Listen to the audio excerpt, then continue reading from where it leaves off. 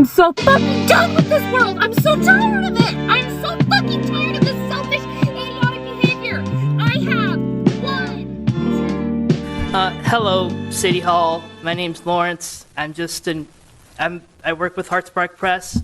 I'm a tranny suffering in the conditions you create for us to not live in this city. I want to say that I am a person that values hearing out people's pain and talking to their hearts. And I feel like the people here at City Hall, they don't do that. You fuck with people's hearts. You create illusions. Point of order, I'm going to ask that you refrain. This is broadcast live out in people's homes with families, young families. My point is, you didn't care what I just said, which proves my point. You're not listening to my frustration and pain having to deal with people like you who are worried about what I'm saying instead of or how I'm saying it instead of what I'm saying. Just like the illusions of this meeting, like this shit's nice, right? You get people in a room, they come to you with their problems, you say you care, but you don't really do anything about it. We go home, we come back again, there's no solutions. So I hope, but I'm very hopeless in change, especially when it's in the hands of people like you on this board. I hope that you will be able to hear our pain and we can have a meeting point in getting the peace we want to see in the world. And I would like also to not have the police involved with any sort of lighting involving any trans women, KMAT people, really anyone.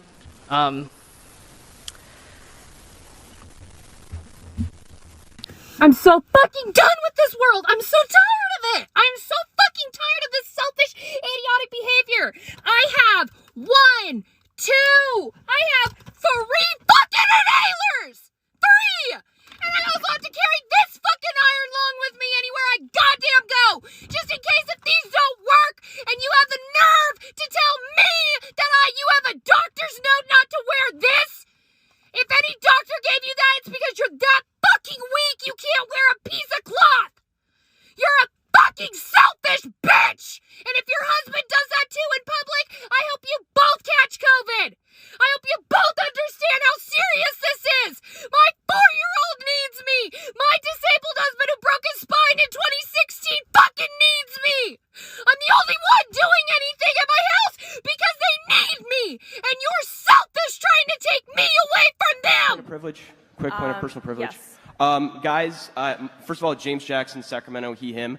I just want to say, can we please keep the chatter to a minimum? I'm one of the people who's very, very prone to sensory overload. There's a lot of whispering and chatter going on. It's making it very difficult for me to focus. Please, can we just, I know we're all fresh and ready to go, but can we please just keep the chatter to a minimum? It's affecting my ability to focus. Thank you.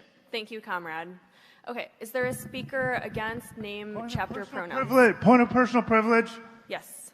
Please do not use gendered language to address everyone. I would say thank you for having me here today, but I must not tell lies. I'm R. Manny Lee Rochette. I also do work with Heartspark, and I just want to say, how dare you co-opt the symbols of my trans and gay siblings while also having those very same symbols protected by people who are meant to eliminate us. How dare you? And how dare you even think about accepting an award for a place that you block off half of, therefore making it impossible for me to get around in this city. I am beyond angry. I'm furious.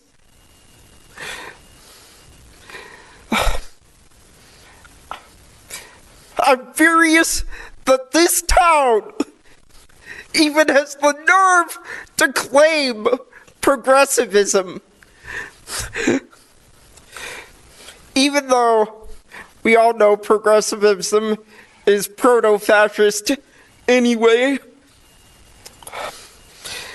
Governor Abbott has just lifted the mandatory mask mandate in the entire state of Texas. Now businesses are back at 100% capacity.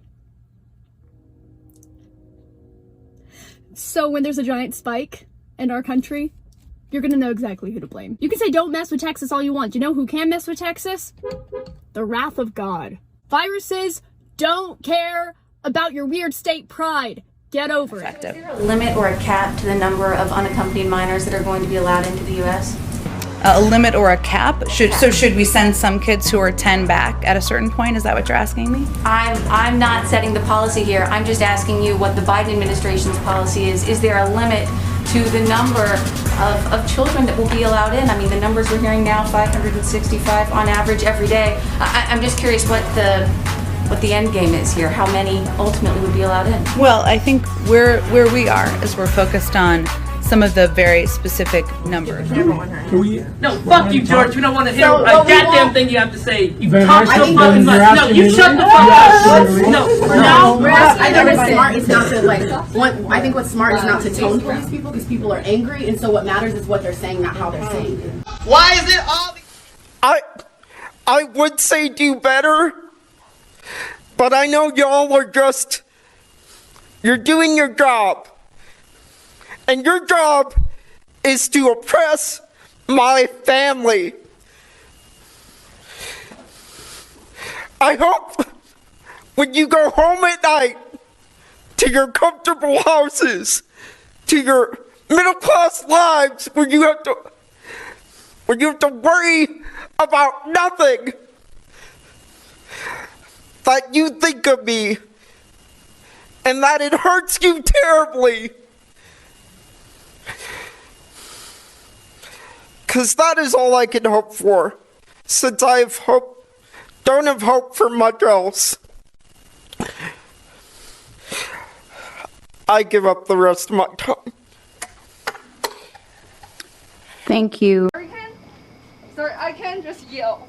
I came to this country 5 years ago when I was 15, alone, to a boarding school in Pennsylvania.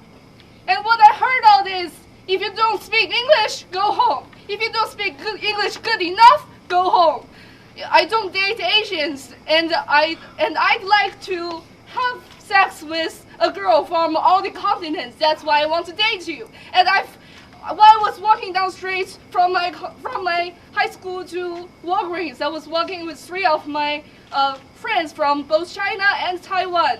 And suddenly, when we were walking, the green light was on, and when we were crossing the crosswalk, there is a car just rushed through us, driven by an African American, shouting that go back to your home, go back from where you are from, something like that. I don't remember exactly. And then a white lady just parked right by us and say, "Are you okay? Are you hurt of anything?" We're not hurt. It's just shocked and scared of our safety. And this white lady kindly asked, "Can I call the police? Can I do anything for you?" We were like, "It's okay. Thank you very much for your care."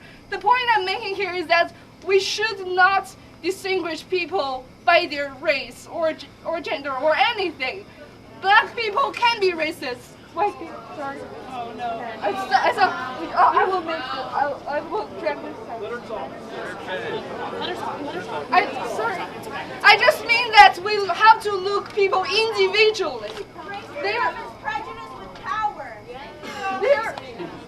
are people, sorry, maybe I don't articulate myself good enough. There are good people, and there are people who are not that embracing to other cultures, who may not live up to standards of proper behaviors. But we have to look through hearts. We have to look into this person and see what she or he really is. Look from the heart. The action not to the race. We. Okay.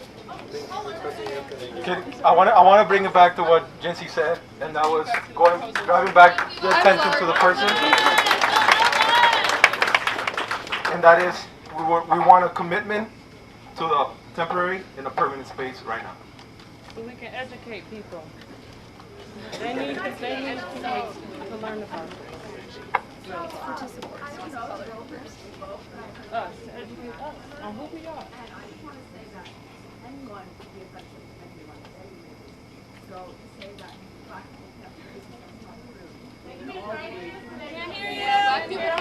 Not even the point. Yo, we're getting derailed. All right, you're losing sight of the movement. All right, I understand your sentiments. Okay, like we all have our journeys and we can all hurt people. Like we get it. Like,